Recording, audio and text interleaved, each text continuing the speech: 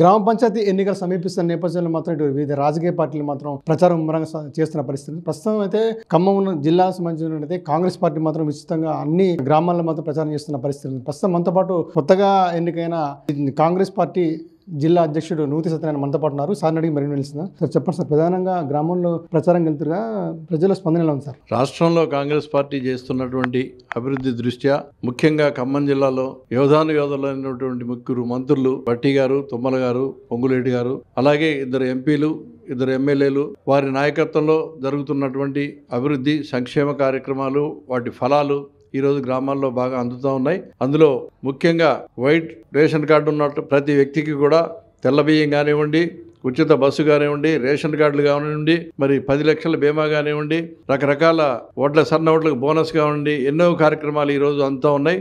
ప్రతి గ్రామంలో కూడా పండుగ వాతావరణం ఉంది. కాంగ్రెస్ పార్టీనే గెలిపించాలి అనే ఉత్సాహం ఉంది. మరి ప్రతి కార్యకర్త కూడా ఎప్పటికప్పుడు ప్రతి కార్యకర్తని మరి ముందుండి నడిపించడానికి మండల నాయకులు, గ్రామాల్లో ఉన్నటువంటి నాయకులు తాపత్రయపడుతూ ఉన్నారు.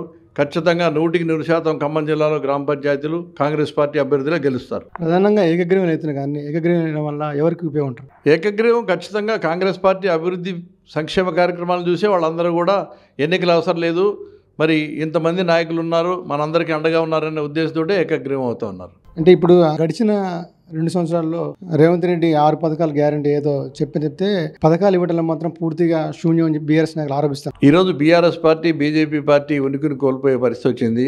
ఆ జెండాలు పట్టుకుని తిరిగే వాళ్లే కరువైపోయారు. ఈ పరిస్థితుల్లో వాళ్ళ ఉనికిని చాటుకోవడం కోసం అక్కడక్కడ ఏదో ఒకటి మరి మీడియాలో ఉండాలంటే ఏదో ఒకటి మాట్లాడాలి కాబట్టి మాట్లాడే అంశాలే తప్ప వేరే విధంగా ఏమి లేదు. ప్రజలందరూ కూడా కాంగ్రెస్కి పట్టం కట్టడానికి సిద్ధంగా ఉన్నారు. ఈ సర్పంచ్ ఎన్నికల్లో మీరు ప్రచారం చేస్తారు కదా, మీరు సర్పంచ్ కానీ అదేవిధంగా వార్డు మెంబర్లు ఏం చెప్తారు? మీరు వార్డు మెంబర్లు, సర్పంచులు, కాంగ్రెస్ పార్టీ అభ్యర్థులు అందరూ ఐకమత్యంగా ఉండి కాంగ్రెస్ పార్టీనే గెలిపించుకోవాలి.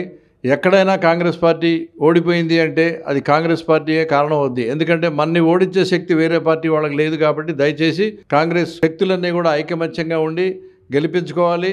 మరి ప్రతి గ్రామంలో ఉన్నటువంటి కాంగ్రెస్ కార్యకర్తల కదలికల్ని మంత్రులు, ఎమ్మెల్యేలు ప్రతి నిత్యం కనిపెడతానే ఉన్నారు. కాబట్టి ఎవరైనా సరే కాంగ్రెస్ పార్టీకి వ్యతిరేకంగా పనిచేస్తే క్రమశిక్షణా చర్యలు తప్పవు, బహిష్కరించబడతారు.